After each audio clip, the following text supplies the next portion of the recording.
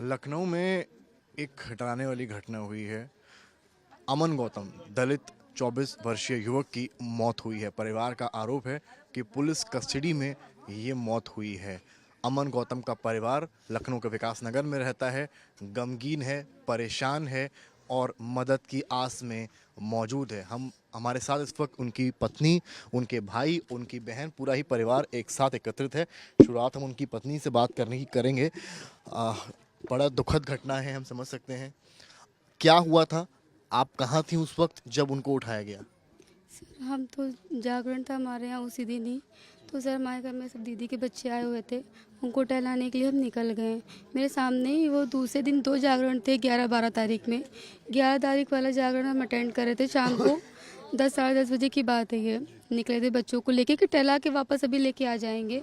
Husband हमारे वही labour अड्डे पे ही बैठे हुए थे जहाँ जागरण दूसरे दिन का था। वहाँ पे कार करता है, वहाँ के पर्ची वो काट रहे थे चंदे की। तो हम वहाँ से निकल गए।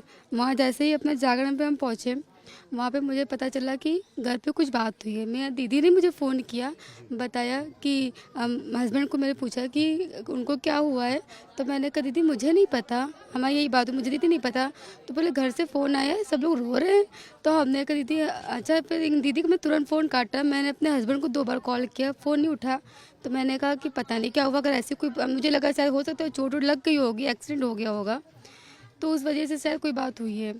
हम घर पहुँचे, बच्चों को अपने सारे भेज दिया। मैंने क्या थोड़ा आप जल्दी जल्दी पहुँच जाओ, हमको फ़ोन करो मामा के नंबर से। मेरे पैर नहीं चल रहे थे बिल्कुल, मेरा हमसे चला ही नहीं जा रहा था कि खबर ऐसे सुन के नहीं हम चल पा रहे थे। घर आप पहुंची, फिर उसके बाद आपने क्या? घर जैसे हम पहुँचे सर उनको लेके चले गए थे। हमने अभी तक हम उनकी शक्ल मैंने नहीं देखी, इतना टाइम हो गया है। फिर क्या किया आपने? हम जैसे पहुँचे तो पता चला मुझे लोहिया लेके गए। उससे पहले वो लोग लेके सिविल लेके जा चुके थे, लेकिन वहाँ उनको मृत घोषित कर दिया गया। पहले आपके हिसाब से वो थाने या चौकी ले गए थे, सीधे अस्पताल? सीधे हॉस्पिटल ले गए, क्योंकि हमारे घटना बैंक के पास की है। बैंक जहाँ पे वो पार्क बना हुआ है, पार्क से उन्होंने उठाया बैंक के आसपास तक कि वहीं तक रखा। गाड़ी में ही उनको चक्कर आया, बाहर निकाला उन्हें, बोला हाथ पर देखा, बेहोश हो गए, पानी डाला गया। वहीं पे पता चला कि उनके हाथ पर बिल्कुल हार्ट बीट नहीं चल रही उनकी। आप लोग कह रहे हैं कि पुलिस कस्टडी में मारा जी गया। जी बिल्कुल सर, ये पुलिस वाले ही उन्होंने उठाया तो उनकी कस्टडी में था। आपने जीप में बैठाला तो कोई और तो जीप नहीं थी ना, वहाँ पे पुलिस वाले थे, तभी आपने जीप में बैठा, उनकी कस्टडी में ये चीज़ हुई है तो जिम्मेदारी भी उनकी बनती है। आप पत्नी हैं उनकी, आखिरी बार जो आपकी बात हुई तो क्या बोलकर वो निकले थे? सर मेरी नॉर्मल बात हुई, घर आए, मेरा फ़ोन चेक किया, पेमेंट की बात हुई कि बोले जागरण है।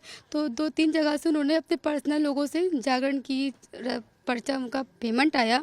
देखे कि 2-3 जगह से पेमेंट आया, तो मेरे से कहे ये ट्रांसफ़र कर देना, हम फ़ोन करेंगे जागरण के लिए। तो हमने कहा ठीक है आप जाओ, हम कर देंगे। उनका फ़ोन इंतज़ार करते हैं कि फ़ोन करें तो हम ट्रांसफ़र कर दें, क्योंकि सारा काम सर उनका मेरे फ़ोन से ही होता है। मतलब वो देवी के जागरण के कामों में भी जी लगे? जी सर, उसी में वो बिजी थे, क्योंकि वो नेपाल से उसी वजह से ही आए थे, क्योंकि जागरण था तो फ़ोन लोग कर रहे थे कि वहाँ से चले आए।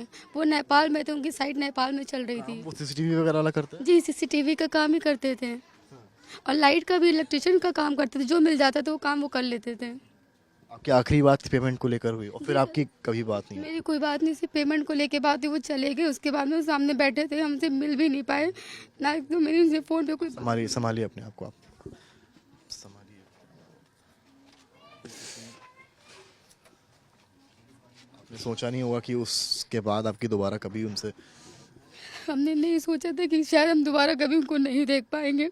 मैंने सोचा था बच्चों को छोड़ के एक बार इनके साथ फिर से जागरण में चले जाएंगे। मना कर रहे थे मत जाना। मैंने कहा बच्चे आए हुए हैं, उनको टहला देते बच्चों को, इसीलिए हमने बुलाया था कि आओ जागरण में, सब लोग आ जाओ, 2 दिन का जागरण है। बच्ची कितनी बढ़िया? बेटी हमारे साथ इस बार 4 साल की पूरी हो जाएगी 28 अक्टूबर इसी। बच्ची ने आपसे पूछा पापा कहाँ है कल से? सर वो पूछती रहती है, उसको हम क्या जवाब दे कि उसके पापा कहाँ चले गए। उसने भी नहीं देखा, फिर थोड़ी देर के लिए आए, उस टाइम बिटिया मेरी इधर कमरे में थी ही नहीं। वो उससे भी नहीं मिल पाए कि वो उन्होंने उससे मिला होता। सिर्फ मेरे से ही बात हुई, बस वो इतनी जल्दी में थे कि निकल गए। सिर्फ पेमेंट चेक करने आए थे कि कितना आया है बस। थी यहाँ पे? आप बहन है उनकी? जी सर, उनके थी? जब ये घटना हुई, नहीं सर हम तो अपने घर पे रहते हैं, हमारे पास। उन्होंने पुलिस ने आप, क्योंकि आप बचपन से साथ में खेली हैं उनके, क्या जो पुलिस आरोप लगा रही है कि एक पार्क है, वहाँ पर वो जुआ खेल रहे थे। आप क्योंकि बचपन से सबसे ज़्यादा आप उनको जानती हैं। मेरा बहुत करीब था मेरा भाई। माँ, वो मुझे माँ की तरह मानता था। हर कोई भी बात होता था पहले दीदी को बुलाओ। मेरी भाभी भी मुझे बहुत मानती थी। वो जुआ वगैरह नहीं खेलता था। आप मतलब मेरे पीठ पीछे किसी गांव में किसी से पूछ लीजिए, उस दिन के वहाँ के लोग हैरान थे कि ये इधर आ कैसे गया, बल्कि उधर जल्दी नहीं जाता था। बस वो पर्ची कटाने के चक्कर, थोड़ा टहलने के। तो किस बिना पर आप लोग को लगता है पूरा परिवार है यहाँ पर आप लोग हैं? हमारा कहने का मतलब है कि वहाँ पे पुलिस वाले बेबुनियाद बिना किसी शक पे मेरे भाई को उठाया, उसे मारा, उसकी मौत हुई और पुलिस कस्टडी में ही हुई है। उसके दोषी जो भी जिम्मेदार है पुलिस वाले ही है, पुलिस प्रशासन है, जो कि उस अपराधी को वो लोग पूरी तरह से बचाव कर रही है, उसको छुपा रखा है। अभी तक उसके खिलाफ कोई कंप्लेन नहीं, कोई कार्यवाही उन लोगों के खिलाफ आपने तहरीर दी? तहरीर दी है। पुलिस क्या कह रही है आप? पुलिस आज जा करके उन्होंने हमारी तहरीर को, उन्होंने हमारी FIR लिखी है 36 घंटे आप के पिता बाद। हैं? क्या नाम है आपका? भाई हम भाई हैं? भाई है क्या नाम है आपका? राजेंद्र कुमार। क्या आंखों में आंसू देख रहे हैं, समझ सकते हैं कैसा?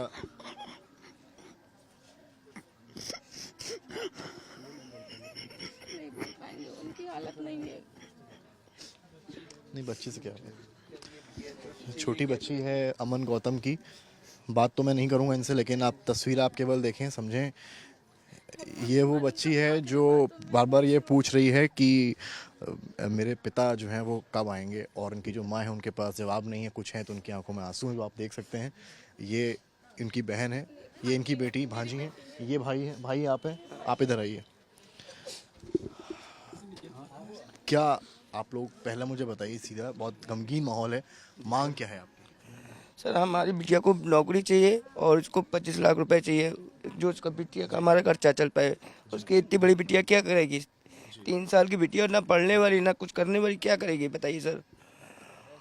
सर हमें मुआवजा चाहिए हमारे बच्चे के लिए। ठीक, ये 25 लाख उसमें क्या होता है भाई? जीवन साथी साथ है तो इंसान किसी तरह भी अपना आगे पीछे गुजारा कर सकता है ना। जीवन साथी साथ में कैसे कर, कोई रिश्तेदार मेहमान कितने दिन, महीने 2 महीने वाकई कर लेंगे, पूरी जिंदगी कोई नहीं काट सकता ना। कोई पुलिस अधिकारी, जो पुलिस कर्मी इस पूरे केस में इन्वॉल्व हैं, आप परिवार, आपसे पूछूंगा मैं सवाल, जिन्होंने उठाया, अरेस्ट किया, डिटेन किया, उन पर आप क्या कार्रवाई चाहते हैं?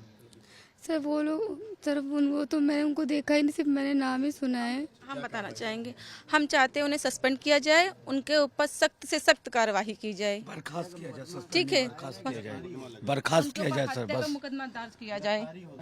ठीक है, पूरा क्या किया गया है उसका, और से बर्खास्त किया जाए। पूरे थाना उसका सपोर्ट कर रहा है। लाठीचार्ज भी हुआ है, आप लोगों ने प्रदर्शन किया? पूरा लाठीचार्ज हुआ है। मेरी बेटी को इंस्पेक्टर ने अबद से, वो मुझे बुलाने गई थी कि मम्मी आपने 2 दिन से कुछ नहीं खाया पिया है। छोटे भी आए किसी को आप लोगों में? छुट्टी आई है। करते हुए सर कब लगी चोट?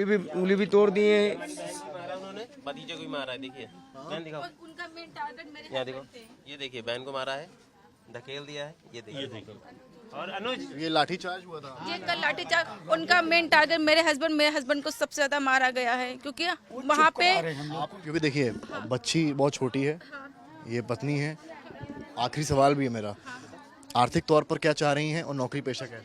हम चाहते हैं हमारी भाभी को सरकारी नौकरी दी जाए और हमारी बेटी को, भतीजी को कम से कम सरकार से 1 करोड़ की हम डिमांड करते हैं, क्योंकि उसी का तभी उसकी पढ़ाई लिखाई पालन पोषण हो सकता है जी। तो ये परिवार है जो 1 करोड़ के मुआवजे की और सरकारी नौकरी की बात कर रहा है।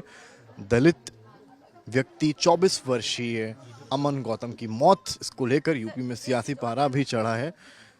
मायावती ने कल एक्स पर पोस्ट किया है, बसपा के तमाम नेता भी यहाँ पहुँच रहे हैं, चंद्रशेखर रावण भी यहाँ पहुँच रहे हैं, तमाम बड़े नेता हैं जो इस बात, जो विपक्ष खासकर आवाज़ उठा रहा। देखना ये है कि क्या ये केस प्रूव होता है, क्योंकि पुलिस कुछ और कहानी बता रही है, पुलिस प्रेस रिलीज दे रही है, पोस्टमार्टम की बात कर रही है और तमाम चीज़ें। एक सवाल मैं आपसे और लूँगा, पोस्टमार्टम में पुलिस ने कहा कि जो है कोई इंजरी नहीं है, दिल के दौरे से मौत हुई है। सर इस चीज़ को हम मान ही नहीं सकते, कुछ भी मेरे भाई को कोई प्रॉब्लम नहीं थी। ठीक, कुछ नहीं, अच्छा खासा मेरा भाई गया, कुछ नहीं। पुलिस वालों ने सबसे पहली बात किस बेस पे उसको रखा, क्या उसी के खिलाफ कोई कंप्लेन गई थी? उसके खिलाफ कोई कंप्लेन नहीं गई थी ना। किस बेस पे मेरे भाई को धर दबोचा, किस बात पे उसको उड़ा के गाड़ी में डाला, गाड़ी में डालते उसकी मौत हुई है, पुलिस कस्टडी में मौत हुई लेकिन है। आप जैसे मान लीजिए आगे चलकर कोर्ट जाएंगे या जो चीज़ें करेंगे, इसको कैसे प्रूफ करेंगे? क्योंकि पुलिस पोस्टमार्टम रिपोर्ट बार बार दिखा रही है, कह रही इसमें कोई इंजरी नहीं है। तो सर आप उनकी बात छोड़ो, हमारे गांव घर पूरा मोहल्ला है, सबसे पूछ सकते हैं आप, कभी कोई नशा नहीं किया उसने। पुलिस जिस चाहे तरीके से हम लोगों को कर रही है कि किसी तरह सबको दबाए रहो, कुछ ना कोई बोलो। ठीक है, तो फिलहाल ये परिवार है और आप देखिए पूरी तरीके से माहौल है, पूरा घर इनका पीछे हमारे है, ये पूरा घर है। यहाँ एक कॉलोनी में पतली सी गली में इनका घर है, यहाँ छोटा सा कमरा है, वहाँ ये रहते हैं।